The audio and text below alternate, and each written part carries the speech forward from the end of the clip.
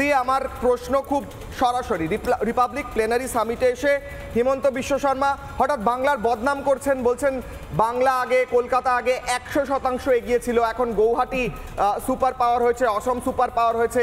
তিনি বলছেন বাংলা এসে উন্নয়ন থমকে যায়, অসমের মুখ্যমন্ত্রী আপনাদের বিজেপির আমাদের বাংলার বদনাম করে দিচ্ছে এরকম রিপাবলিক প্লেনারি সামিটে এসে, এটা তো উচিত নয়। দেখুন, প্রথম কথা বলছি যে যেটা হিমন্ত বিশ্ব শর্মা বলেছেন, তিনি ফ্যাক্ট বলেছেন, তিনি যেগুলো তথ্য সেগুলো নিয়েই বলেছেন।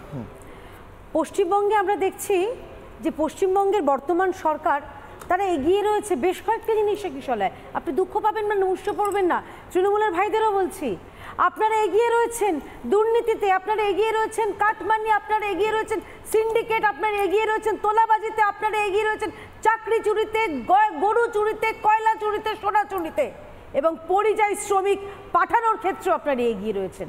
কিন্তু যেখানে এগিয়ে থাকার কথা আপনারা সেখানে পিছিয়ে রয়েছেন। কিসে? আপনারা শিল্পে পিছিয়ে রয়েছেন, চাকরিতে পিছিয়ে রয়েছেন, পরিকাঠামো উন্নয়নে পিছিয়ে রয়েছেন, এই রাজ্যের সার্বিক অর্থনৈতিক যে উন্নয়ন সেখানে পিছিয়ে রয়েছেন, এবং পিছিয়ে রয়েছেন নারী সুরক্ষায়। এবার আসি কয়েকটা তথ্যে। হিমন্ত বিশ্ব শর্মা যেটা বলেছেন, একটু আগে আপনি আমাদের মাননীয় অর্থমন্ত্রী তার বক্তব্য দিলেন।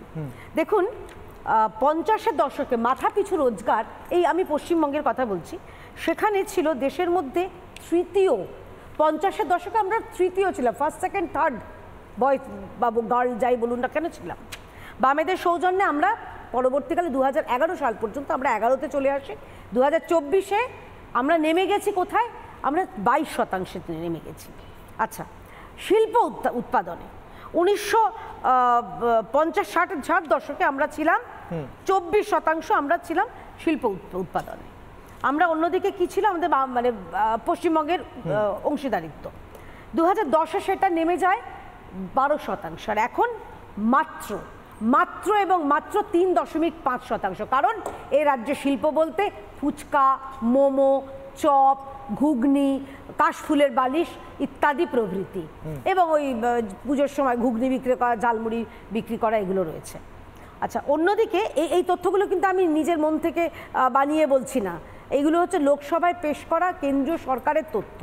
অর্থাৎ পশ্চিমবঙ্গ সিস্টেম্যাটিক্যালি 50-এর দশক থেকে স্বাধীনতা পরবর্তী সেই সময়, যেই সময় পশ্চিমবঙ্গ ছিল উৎকৃষ্ট একটা রাজ্য, কৃষ্টি থেকে সংস্কৃতি থেকে সব দিক থেকে এগিয়ে, সেখানে আমরা পিছিয়ে পিছিয়ে পিছিয়ে কোথায় চলে এসেছি। বামেরা তারা একটা অবস্থা করে গেছিল, বন্ধা করে রেখেছিল, হুগলি নদীর দুপারে চটকলের মিল বন্ধ হয়ে গেছিল একের পর এক। তৃণমূল তারা কিন্তু পরিবর্তনের স্বপ্ন দেখিয়ে এই রাজ্যে ক্ষমতায় এসেছিলেন, কিন্তু সেখানে আমরা কি দেখলাম? কাকস্য পরিবেদনা, একই জিনিস। মানে ওই একটা ইংরেজিতে কথা আছে, old wine in new bottle, তাই দেখলাম পুরনো মদ নতুন বোতলে মোড়কে বিক্রি করে, এবং প্রতিবার ওই বিজিবিএস করেন মমতা বন্দ্যোপাধ্যায়, প্রচুর লোক খাওয়ানো হয়, আমরা দেখি যে সমারোহ করছে আমার আপনার করের টাকা দিয়ে, কিন্তু নিট ফল কি শূন্য। এত মৌ করা হয়েছে, সংখ্যা তো দেওয়া হয় 18 লাখ কোটি 15 লাখ কোটি। Very good, very good.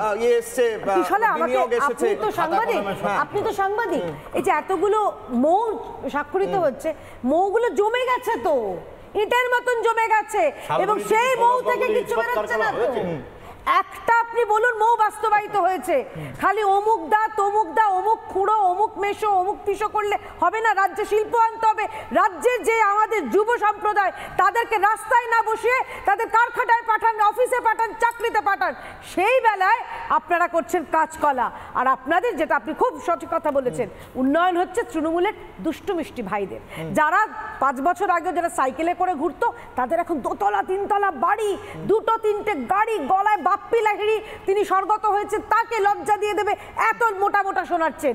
তৃণমূলের ব্যক্তিগত যে অর্থ ভাণ্ডার ফান্ড, তাদের উন্নয়ন, সেটার উন্নয়ন হয়েছে। আমি এখান থেকে ঝন্টুদার কাছে আসবো। ঝন্টুদা, খুব স্পষ্ট, আমি তারপর মানবদার কাছেও যাব, মানববাবুর কাছে। আমার প্রশ্ন থাকবে মানববাবুর কাছে, যে তৃণমূলকে প্রশ্ন করলে তো বলবে যে লেফট শাসনের, বাম শাসনের কারণেই পতন হয়েছে।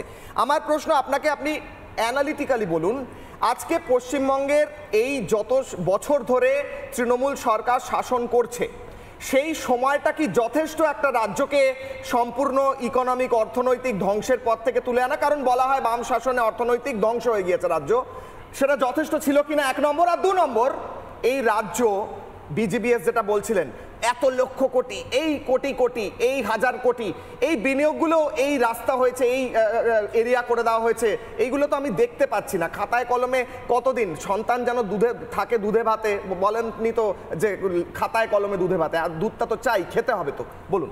না, আমি প্রথমেই বলি, দেখুন আমি এই উত্তরটা মাননীয় যিনি অসমের মুখ্যমন্ত্রী তার মুখ দিয়ে দিচ্ছি। অসমের বর্তমান মুখ্যমন্ত্রী ক্ষমতায় আসার আগে আমরা অসম সম্পর্কে, অসম লাগোয়া আমাদের বাড়ি তো উত্তরবঙ্গ, আমরা ছোট থেকে জেনে এসেছি, ইভেন আমার মামা এখনো থাকেন, যে অসম হচ্ছে নরকের আরেক নাম। উলফা জঙ্গি, এই জঙ্গি, সেই জঙ্গি। আজকে আপনি একটা শিরোনাম দেখান, এখানে আমাদের বাম প্রতিনিধি ভাইটিও আছে, যে আমাদের শৈশবটা কেটেছে অলফা, বড়ো, এইসব জঙ্গিদের নাম শুনে। আজকে ওখানে কোনো জঙ্গি উপদ্রব শুনতে পান? এটা শুধু শাসন যন্ত্রের সাংঘাতিক পুলিশ ফোর্স দিয়ে দমানো যায় না কোনো জঙ্গিবাদকে। উন্নয়ন, দুমুঠো খাবারের সন্ধান দিতে পারলে জঙ্গিবাদটাকে নির্মূল করা যায়। কিশোরা, এটা জেনে রাখো, কোন শাসকের কত বড় অস্ত্র আছে, জঙ্গিবাদকে কোনোভাবে আটকানো যায় না, বিচ্ছিন্নতাবাদকে। ওখানে কিন্তু উত্তর পূর্বের বিচ্ছিন্নতাবাদের অন্যতম মুখ অসম আজকে কিন্তু শান্ত। এই শান্তটা বন্দুকের জোরে হয়নি, নলের জোরে।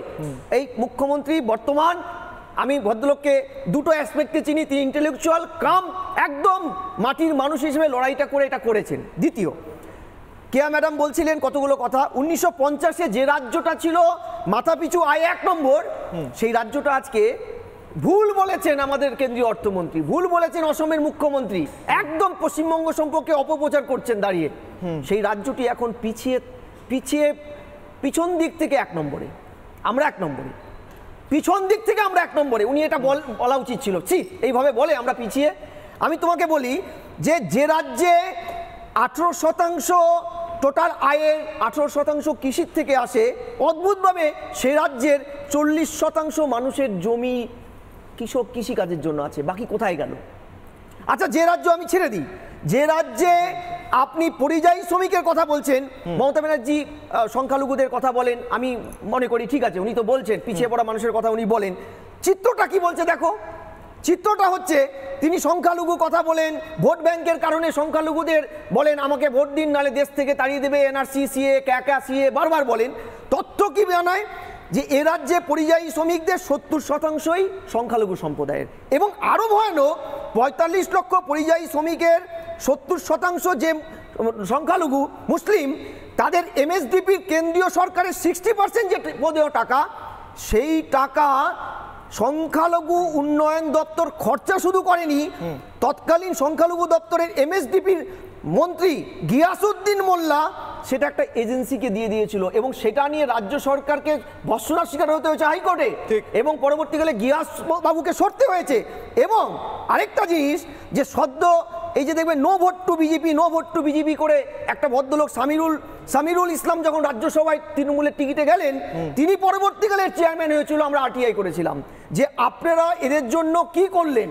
এই পরিযায়ী শ্রমিকদের রিপ্লেসমেন্টের যে কথা, ইভেন একটা পরিযায়ী শ্রমিক কল্যাণ সমিতি বানিয়েছিলেন, যার চেয়ারম্যান আপনি সামিরুল বাবু, কি করেছেন? আজ অব্দি তার উত্তর আসেনি। আমি তার মানে বলতে চাইছি যে আমরা কিন্তু পিছিয়ে নেই, পিছিয়ে পড়ার দৌড়ে আমরা 1 নম্বরে আছি, অর্থাৎ আমরা এখনো 1 নম্বরে আছি।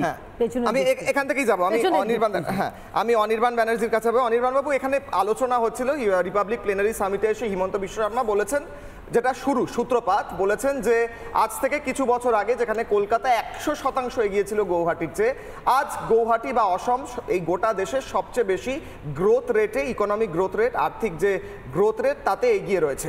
আমার প্রশ্ন হচ্ছে খুব সিম্পল অনির্বাণ বাবু, আমার প্রশ্ন হচ্ছে 2021 থেকে 22-এ গোটা দেশে যে পার ক্যাপিটা গ্রোথ আছে 23 নম্বর র্যাঙ্ক হচ্ছে পশ্চিমবঙ্গের। আমি আপনাকে অর্থমন্ত্রকের তথ্য দিচ্ছি।